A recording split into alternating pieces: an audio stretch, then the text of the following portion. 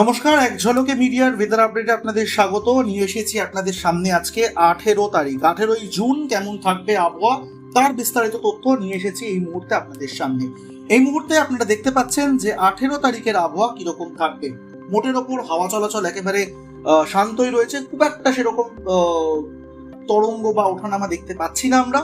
কিন্তু যদি বৃষ্টি বজ্র মোডে যাই, একই রকম গত 2-3 দিন ধরে যেই প্যাটার্ন আমরা লক্ষ্য করছি আকাশে, সেরকম প্যাটার্নই কিন্তু শুরু হচ্ছে। উত্তরবঙ্গে একেবারে ঢেলে বৃষ্টি হচ্ছে, দক্ষিণবঙ্গে বর্ষা এসে গেলেও দক্ষিণবঙ্গে বর্ষার দেখা মিলছে না। এই মুহূর্তে আপনাদেরকে নিয়ে যাচ্ছি দক্ষিণবঙ্গে। দক্ষিণবঙ্গের আকাশ একেবারে পরিষ্কার, গরমও রীতিমতন পড়েছে। যত বেলা গড়াবে তত একটু একটু করে সেই বাংলাদেশের দিক থেকে কিন্তু বর্ষার বৃষ্টির মেঘ আসতে শুরু করেছে, সমুদ্রের দিক থেকেও আসতে শুরু করেছে। বেলা 12টা নাগাদ দেখতে পাচ্ছি আমরা দক্ষিণবঙ্গের খুব সামান্য জায়গাতে বৃষ্টিপাত শুরু হওয়ার একটা টেন্ডেন্সি কাজ করছে বা একটা সম্ভাবনা তৈরি হচ্ছে দক্ষিণ চব্বিশ পরগনার যে দ্বীপ অঞ্চলগুলো রয়েছে সেই জায়গাতে।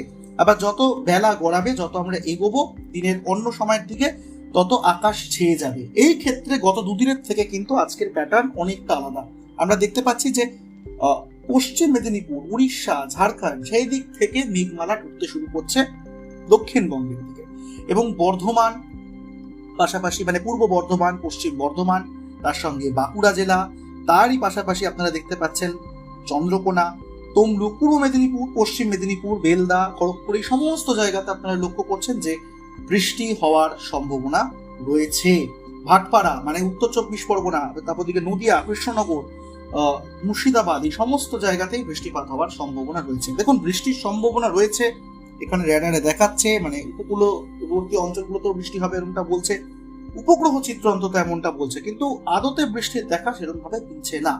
এবং এই বৃষ্টির মেঘ অনেকটা হালকা হয়ে যাচ্ছে, যে কারণে সেই ভারী মাত্রায় মেঘ না হলে বৃষ্টি হয় না, সেরকম ঝোড়ো হাওয়াও দিচ্ছে না, সেরকম বৃষ্টির হওয়ার একটা টেন্ডেন্সি আমরা দেখতে পাচ্ছি না। কিন্তু বৃষ্টি হবে এমনটা বলা হচ্ছে, এবং যত সন্ধ্যের দিকে আমরা এগোচ্ছি মোটামুটি দিনভরই বলতে পারেন বৃষ্টি হবে এমনটা বলা হচ্ছে। এবং কৃষ্ণনগর, নদিয়া, উত্তর চব্বিশ পরগনা, এই যে অঞ্চলগুলো একেবারে বাংলাদেশ লাগোয়া, সেই অঞ্চলগুলোতে বৃষ্টির সম্ভাবনা সর্বাধিক রয়েছে। চলে যাচ্ছি উত্তরবঙ্গে। উত্তরবঙ্গের ক্ষেত্রে আলাদা করে আপনাদেরকে আর বলার প্রয়োজন নেই, কারণ উত্তরবঙ্গে 2-3 দিন ধরে যেরকম টানা বৃষ্টি চলছে সেরকমই চলবে। দেখুন, অসম সংলগ্ন যে সীমান্তবর্তী এলাকা বঙ্গাইগাঁও, তার পাশাপাশি কোচবিহার, আলিপুরদুয়ার, জলপাইগুড়ি, দার্জিলিং জেলা, আবার অন্যদিকে সিকিমে গেলে গ্যাংটক, উত্তর দিনাজপুর, দক্ষিণ দিনাজপুর, সমগ্র জায়গাতেই বৃষ্টির সম্ভাবনা রয়েছে। এবং দিনের গোটা সময়টা ধরেই বৃষ্টির সম্ভাবনা রয়েছে। উল্লেখযোগ্যভাবে পূর্ব ভারতের অরুণাচল প্রদেশ, অসম, এইদিকে যে আমরা 7 সিস্টার্স যেটাকে বলি, সেই 7 সিস্টার্স রাজ্য, সেখানেও কিন্তু বৃষ্টির একেবারে টানা চলার একটা পূর্বাভাস দেওয়া হয়েছে।